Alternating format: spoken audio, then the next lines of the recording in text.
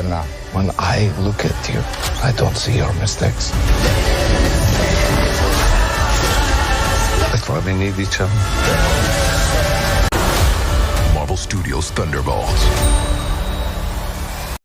Hi and welcome to MeTube, and this is our movie review of Thunderbolts. So yes, this is our new Marvel team-up movie, and yes, finally we find out exactly what that little asterisk at the end is. I'm not going to give too much spoilers because some of you guys haven't watched it. It stars Florence Pugh, Lewis Pullman, David Harbour, White Russell, Sebastian Stan, and Hannah John. So that's your main star cast. These guys make up your Thunderbolts. They're a bunch of misfits similar to your Suicide Squad, but the Marvel edition, where they have a dark past and they like outcasts, but they're thrown together to basically become a bunch of superheroes and a team up happens. The story itself, it's kind of played out in trailers. They've got this person we call Bob, who's mysterious, and they kind of have to figure out what's happening with him. Protect him, fight him, we're not too sure. I'm not going to give, like I said, too much spoilers, but it's a lot of fun. So I'm going to get into the positive aspects, and I think most of our characters here get a good arc. I think only Ghost, I felt a little bit, they should have given a little bit more. We like to see her backstory as well, but I think they may be saving that for another movie, maybe an Ant-Man type movie down the line. But everybody else gets their fair share.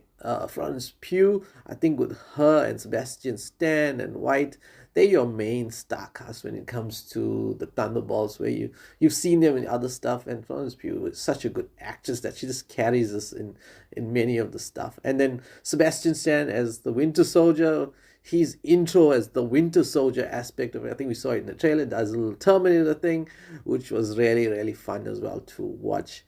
My negatives, I will say that in certain parts it's too telegraphed, or coincidence is too much with it, where like, okay, you got away with it. But it is a comic book movie and things have to fall into place for us to get to the next chapter, I guess, in the storyline. And yes, I'm going to get into spoilers now, so anybody who doesn't want to hear this, please mute us and just watch the video instead.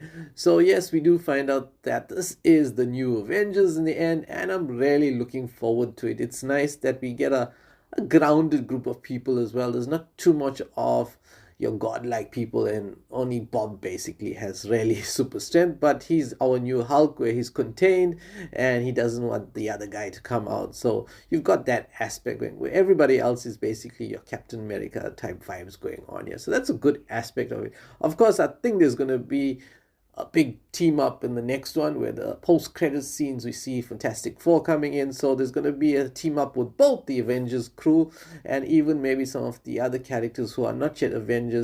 So you even could have people like Shang-Chi, Miss Marvel, and Daredevil even pop up into these movies going forward. It'll be nice to see some variety as well. And hopefully they take on the X-Men and we get our Avengers versus X-Men movie one day. I think that'll be after Doomsday and all of that.